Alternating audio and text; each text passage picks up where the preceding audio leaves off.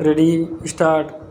महोदय, उदाहरण के लिए खाद्यान्न में आत्मनिर्भरता का वर्तमान स्तर बनाए रखने के लिए भी हमें यह सुनिश्चित करना होगा कि हर साल खाद्यान्न में कम से कम 70 लाख टन की वृद्धि बराबर होती रहे। वर्तमान में अनेक प्रकार की बाधाओं को देखते हुए यह स्वाभाविक ही है कि हम अपने भीतर झांककर इस प्रश्न का उत्तर खोजें कि क्या अगले 2 दशकों में उत्पादन वृद्धि की वर्तमान दर को बनाए रखने और इसी रफ्तार से बढ़ाए रखने की संभावनाएं उपलब्ध हैं अथवा नहीं।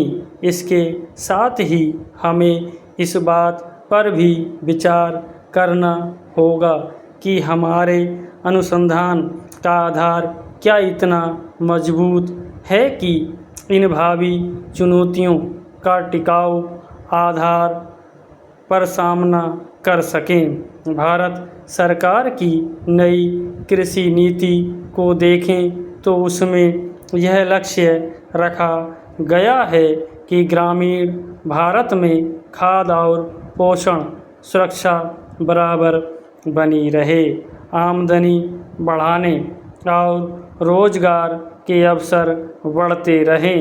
इस दृष्टि से टिकाऊ कृषि और ग्रामीण विकास के लिए अल्पकालिक और दीर्घकालिक ऋण नीतियाँ कुछ इस प्रकार की होनी चाहिए।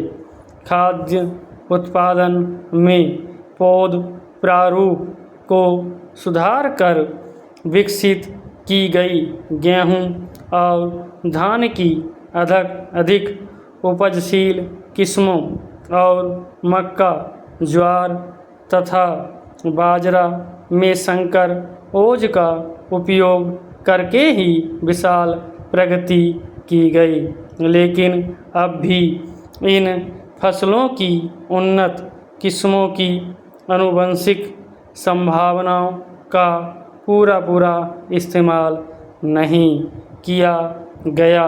नहीं तो किसानों के खेतों पर और प्रयोगशालाओं के खेतों पर उपज के स्तर में इतना भारी फर्क देखने को नहीं मिलता। उदाहरण के लिए मध्यम अवधि वाले बोने धान की किस्में 6 टन प्रति हेक्टर तक पैदावार दे सकते हैं, जबकि सिंचित क्षेत्रों में इन किस्मों की औसत उपज 3 टन प्रति हेक्टर भी नहीं है। इससे साफ पता चलता है कि बोने धान की उपज संभावना का केवल 40 से 50% इस्तेमाल किया गया। यही बात गेहूं, ज्वार और बाजरा पर भी लागू होती है। यदि यह उपज को स्थिर बनाने वाले कारकों को पहचान कर उनका सुधार कर दिया जाए तो इस समय उपलब्ध किस्मों का ही उपयोग करके अगले वर्षों में 2.5 करोड़ से 3 करोड़ टन अतिरिक्त खाद्यान्न पैदा किया जा सकता है।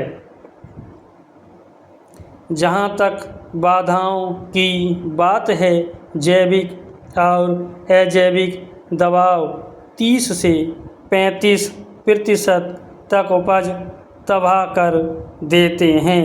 यदि किस्मों और संकरों में बाधा का वांछित स्तर दिया जाए और समेकित कीट प्रबंधन की तकनीकें अपनाई जाएं तो यह हानि काफ़ी हद तक कम की जा सकती है।